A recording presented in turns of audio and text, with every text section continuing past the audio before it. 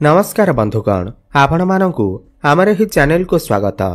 आज ही ज्योतिष कार्यक्रम धनुराशि व्यक्तिविशेष मानक पाई बहुत अधिक खास एवं गुरुत्वपूर्ण अछि। आज ही भिडियो रे आमे आलोचना करिबा धनुराशि व्यक्तिविशेष मानक पाई एही नूतन वर्ष 2026 किपरि रहिबा।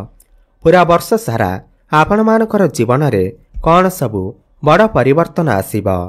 एही नूतन वर्ष 2026 रे नवग्रह मानकर गोचर किपरि रहिबा एवं नवग्रह माने आपनको केउ भली फल प्रदान करिवे, एही सबु विषय रे आमे विस्तार भाव रे आलोचना करिबा। कौन एही नूतन वर्ष 2026 आपण मानकर जीवन रे अनेक गुड़े खुशी आनी करि देबा। कौन आपणकर जीवन रे जहा भी किछि इच्छा अभिलाष अछि ताहा पूर्ण करिबा। एही 2026 रे आपण मानकर जीवन रे केते शुभ फल प्राप्ति हेबा एवं केते अशुभ फल प्राप्ति हेबा, एही समस्त विषय रे आमे जानिबा। देखंतु एही वर्ष सूर्यंकर वर्ष अटे एवं सूर्य आपणकर भाग्य भावर अधिपति अटंती। आपण मध्य शनि अढ़ई रे बा शनिकर अढ़ई द्वारा आपण घांटी हेउछंती। मु आपण मानकु समस्त विषय रे कहिबी। राहु केतु एवं शुक्र एवं देवगुरु बृहस्पति एवं शनिदेव आपणकु केउ भली फल प्रदान करिवे। तेबे आसंतु जानिबा एही नूतन वर्ष 2026 रे आपण मानकर जीवन रे कौन सबु बड़ परिवर्तन होई पारे। एहा पूर्वरु जदि आपणकर भी धनुराशि होई थाए एवं आपण भी ईश्वरंकु सच्चा हृदय रे भक्ति करुथांती, विश्वास करुथांती, तेबे एही भिडियोटी को लाइक करी कमेंट बॉक्स रे जय मां लक्ष्मी, जय जगन्नाथ अवश्य लिखि दियंतु। तेबे सर्वप्रथमे जानिनेबा एही वर्ष आरंभरु आपणकर कुंडली रे ग्रह मानकर स्थिति किपरि रहिबा। एहा पूर्वरु आपण मानको जणाई रखुछि जे एही कार्यक्रम आपणकर जन्म राशि चंद्र राशि उपर आधारित। आपणकर जदि धनु राशि होई थाए एवं आपणकर जदि भी धनु लग्न होई थाए आपण एही भिडियोटी को देखि पारिबे। देखंतु आपणकर हेउछि धनु राशि एवं आपणकर राशि रो अधिपति हेउछंती देवगुरु बृहस्पति। बृहस्पति वर्ष आरंभरु आपणकर सप्तम रे गोचर करिवे। सूर्य, शुक्र, बुध एवं मंगल आपणकर प्रथम भाव लग्न भाव रे विराजमान रहिबे। राहु आपणकर तृतीय रे रहिबे एवं केतु आपणकर भाग्य भाव माने नवम भाव रे गोचर करिवे एवं शनि आपणकर चतुर्थ रे गोचर करिवे।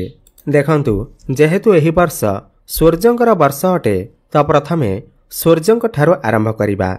वर्ष आरंभरु सूर्य आपणकर लग्न रे रहिबे एवं जनवरी 14 परे आपणकर द्वितीय भाव माने धनर भाव को चलन करिवे। एहा सहित मंगल मध्य आपणकर जनवरी 14 परे द्वितीय भाव को चलन करिवे। एही समय आपणकर धन कमेबा को नै बहुत भल समय अटे। एही समय रे आपणकर जहा भी आर्थिक समस्या रहिथिबा ताहा सब दूर होई जिबा। किंतु आपण टिके आपणकर बाणी ऊपर ध्यान रखंतु, अहंकार करंतु नाही। एही समय रे आपणकर घर परिवार रे टिके कली झगड़ा देखा देई पारे, काहेकि ना मंगल एवं सूर्य हेउछंती अग्नि तत्वर ग्रह। किंतु गोटे पॉजिटिव कथा एहा अटे कि एहा आपणकर धनर उन्नति पाई बहुत भल समय अटे। एही समय रे आपण किछि एक्स्ट्रा इनकम करिबा को मन बळई पारंती एवं कोनोसी स्रोतरु आपणकु धन मध्य प्राप्ति होई पारे। धन उपार्जन करिबा पाई आपणको नुआ नुआ बाट मध्य मिलिबा। एही समय रे आपण देखिबे आपणकर व्यय अपेक्षा आपणकर आय अधिक रहुछि। किंतु मने रखंतु, डेट मने रखंतु, जनवरी 14 ठारु नै करी फेब्रुआरी 24 पर्यंत जेतेबेले आपणकर बाणी भाव रे सूर्य एवं मंगल रहिबे, एही समय रे आपण आपणकर क्रोध ऊपर टिके नियंत्रण रक्षा करंतु। बाणी ऊपर ध्यान रखंतु, काहाकु कोन कहउछंती आपण भाबिचंती कि कुहंतु। एहा परे फेब्रुआरी 24 रु नै करी आपणकर एप्रिल मास पर्यंत मंगल तृतीय भाव को चलन करिवे एवं उच्चस्थ हेबे। एहा परे आपणकर भाग्य बदली जिवो, काहेकि ना मंगलकर सीधा दृष्टि आपणकर नवम भाव उपर को रहिबा, भाग्य भाव उपर को रहिबा एवं गुरुंकर दृष्टि मध्य मंगलक ऊपर रहिबा। एही समय आपणकर कर्म क्षेत्र को नै, क्यारियर क्षेत्र को नै बहुत भल समय अटे।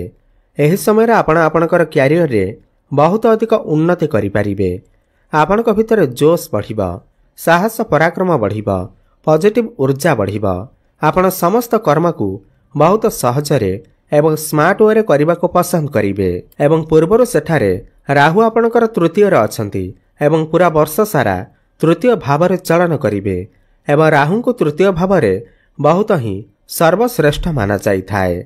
जो व्यक्तिविशेष माने ऑनलाइन काम करुछंती, डिजिटल मार्केटिंग रा काम करुछंती, फाइनेंस क्षेत्र रे अछंती, ट्रैवल एंड टूर क्षेत्र रे अछंती, यात्रा रे अछंती, जो माने टीचरशिप लाइन रे अछंती सेमानकु बहुत अधिक शुभफल प्राप्ति हेबा। एही वर्ष सेमानक पई अनेक गुड़िए सफलता आनी करि देबा। एही वर्ष आपण बहुत बेसी छोट मोट जगह को यात्रा करि पारंती। सान भाई भौणी मानक सहित आपणकर संपर्क बहुत भल रहिबा। फेब्रुआरी नै एप्रिल मास भितरे आपण जदि करजर मायाजाल रे फसी रहिथिले, करजर मायाजालरू आपण बाहरी पारु नथिले एवं करज सुझिबाकू आपण सक्षम होई पारु नथिले, तेबे एही समय रे आपणको समस्त करज ऋणरू मुक्ति मिलिबा।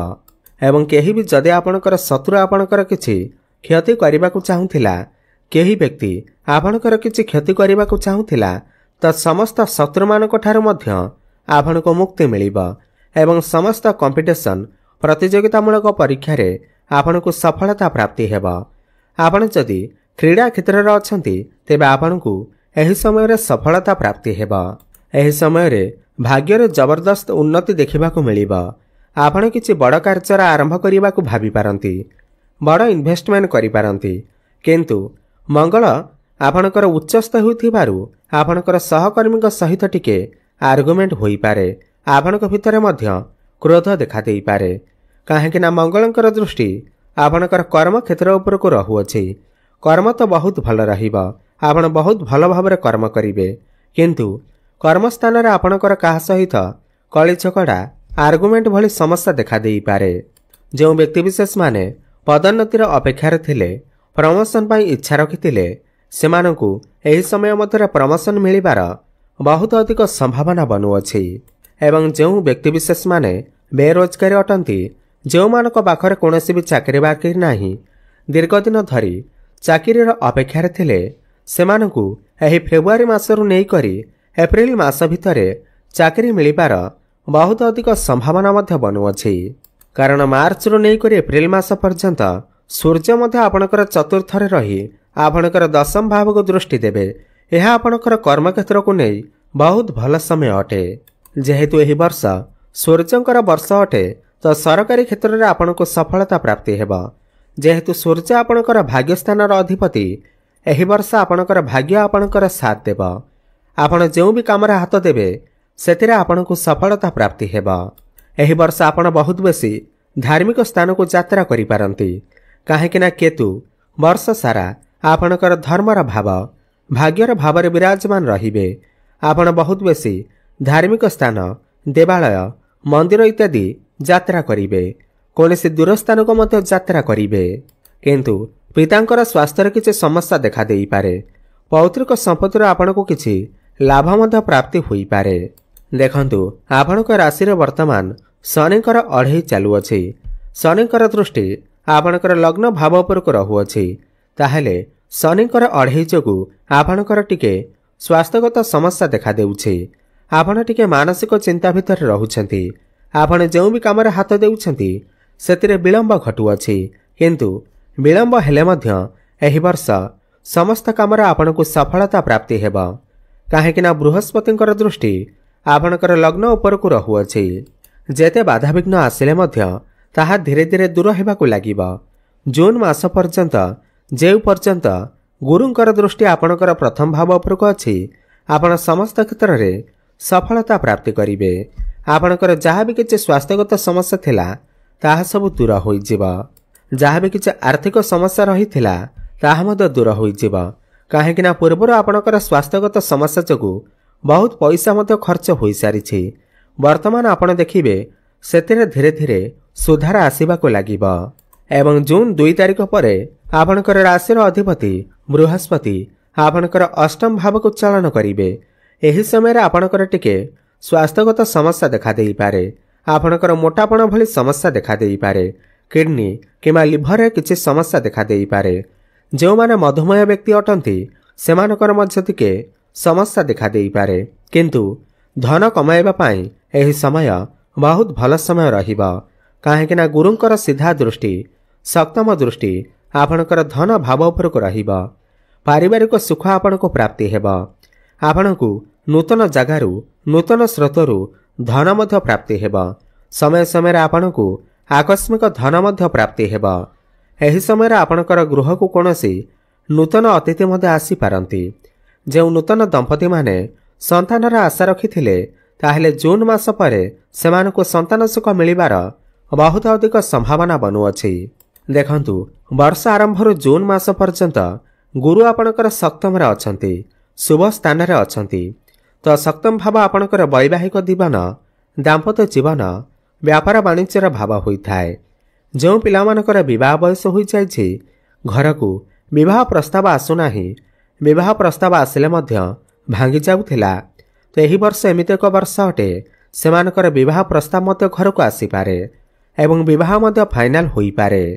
ସନ୍ତାନ ସୁଖ ମଧ୍ୟ ଆପଣଙ୍କ ପ୍ରାପ୍ତି ହୋଇପାରେ ଏବଂ ବୈବାହିକ ଦାମ୍ପତ୍ୟ ଜୀବନରେ ପୂର୍ବରୁ ଯଦି ବି କିଛି ସମସ୍ୟା ଲାଗି ରହିଥିଲା, ଆର୍ଗୁମେଣ୍ଟ ରହୁଥିଲା, ତାହା ମଧ୍ୟ ଧୀରେ ଧୀରେ ଦୂର ହେବ।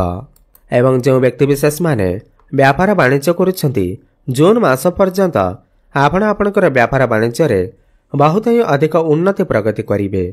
ଆପଣ କିଛି ନୂତନ ବ୍ୟାପାର ମଧ୍ୟ ଆରମ୍ଭ କରିପାରନ୍ତି।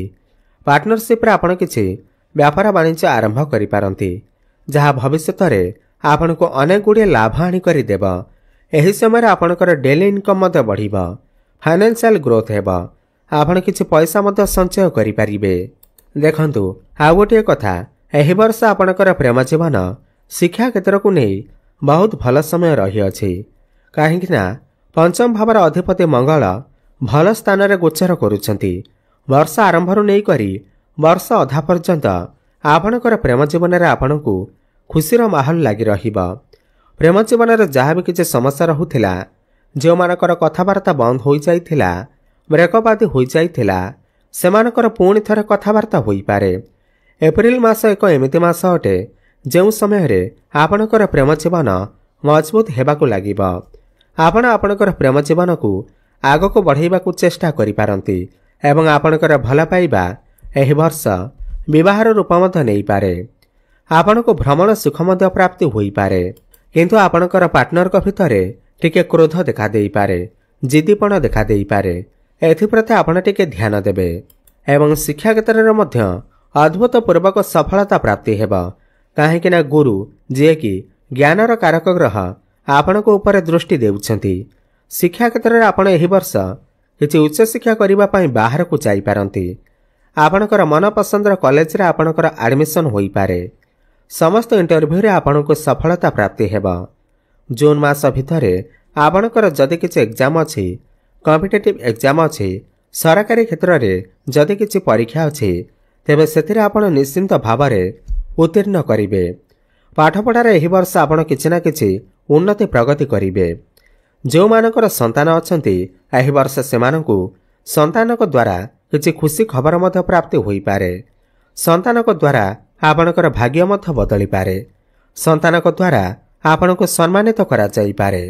ଜୁନ୍ ମାସ ପରେ ଗୁରୁ ଯେତେବେଳେ ଅଷ୍ଟମ ଭାବକୁ ଚାଳନ କରିବେ, ଯେଉଁମାନେ ଗୁପ୍ତ ବିଦ୍ୟା ଅଧ୍ୟୟନ କରୁଛନ୍ତି, ସାଇଣ୍ଟିଷ୍ଟ ଅଛନ୍ତି, ରିସର୍ଚ୍ଚ କ୍ଷେତ୍ରରେ ଅଛନ୍ତି, ସେମାନଙ୍କୁ ଅତ୍ୟନ୍ତ ଶୁଭଫଳ ପ୍ରାପ୍ତି ହେବ ଏବଂ ଗୁରୁଙ୍କର ନବମ ଦୃଷ୍ଟି ଆପଣଙ୍କର ଚତୁର୍ଥ ଭାବ ଉପରକୁ ରହିବ, ସୁଖର ଭାବ ଉପରକୁ ରହିବ। ଏହି ସମୟରେ ଆପଣଙ୍କୁ ସମସ୍ତ ସୁଖ ପ୍ରାପ୍ତି ହେବ, ସମସ୍ତ ଭୌତିକ ସୁଖର ପ୍ରାପ୍ତି ହେବ। ଆପଣ କିଛି ଭୂମି, ଜମି, ପ୍ରପର୍ଟି, ନୂତନ ଯାନବାହନ ଏହି ସମୟରେ କ୍ରୟ କରିପାରନ୍ତି। ନୂତନ ଗୃହ ମଧ୍ୟ ଆପଣ ନିର୍ମାଣ କରିପାରନ୍ତି। ମାଙ୍କର ସ୍ୱାସ୍ଥ୍ୟରେ ଯଦି କିଛି ସମସ୍ୟା ଲାଗି ରହୁଥିଲା, କାହିଁକିନା ଶନି ଆପଣଙ୍କର ଚତୁର୍ଥରେ ଥିବାରୁ ଆପଣଙ୍କର ମାଙ୍କର ସ୍ୱାସ୍ଥ୍ୟରେ କିଛି ସମସ୍ୟା ଦେଖାଯାଉଥିବ, ତାହା ମଧ୍ୟ ଜୁନ୍ ମାସ ପରେ ସେଥିରେ କିଛି ମାତ୍ରାରେ ସୁଧାର ଆସିବାକୁ ଲାଗିବ। ମାଙ୍କ ସହିତ ଆପଣଙ୍କର ସମ୍ପର୍କ ବହୁତ ଭଲ ରହିବ। ଏହି ବର୍ଷ ଯେଉଁମାନେ କନଷ୍ଟ୍ରକ୍ସନରେ କାମ କରୁଛନ୍ତି, ଇମ୍ପୋର୍ଟ ଏକ୍ସପୋର୍ଟର କାମ କରୁଛନ୍ତି, ବୈଦେଶିକ କାର୍ଯ୍ୟଗତିରେ ଅଛନ୍ତି, ଯେଉଁମାନେ ଆଇଟି ସେକ୍ଟରରେ ଅଛନ୍ତି, ଟେକ୍ନିକାଲ ଫିଲ୍ଡରେ ଅଛନ୍ତି, ହୋଟେଲ ମ୍ୟାନେଜମେଣ୍ଟ କରୁଛନ୍ତି, ସେମାନଙ୍କୁ ଅତ୍ୟନ୍ତ ଶୁଭଫଳ ପ୍ରାପ୍ତି ହେବ। ଯେହେତୁ ଶନିଙ୍କର ଦୃଷ୍ଟି ଆପଣଙ୍କ ରାଶି ଉପରକୁ ରହୁଅଛି, ଏହି ବର୍ଷ ଆପଣ କିଛି ନା କିଛି ବଡ଼ ଜିନିଷ अवश्य क्रय करिपारନ୍ତି। कौनसी मेसीन जातीय जिनिस इलेक्ट्रोनिक जिनिस जानवाहन किणिबार त बहुत अधिक संभावना बनुअछि। तेबे मोटामोटी देखिबाकू गले एही वर्ष आपणमानक पई पदोन्नतिर वर्ष अटे। समस्त क्षेत्र में आपणकू सफलता प्राप्ति हेब। अधिक शुभफल प्राप्ति करने पाई आपण प्रत्येक दिन गुरुंकर बीजमंत्र जप अवश्य करंतु। ओम ग्राम ग्रीं ग्रोम सह गुरवे नमः 108 थर प्रत्येक दिन जप करंतु। प्रत्येक दिन प्रातः समय सूर्य को जलार्घ्य अर्पण करंतु एवं संध्यारे हनुमान चालीसार पाठ करंतु एवं प्रत्येक गुरुवार दिन कदली गछ मूल हलदी पानी अर्पण करंतु।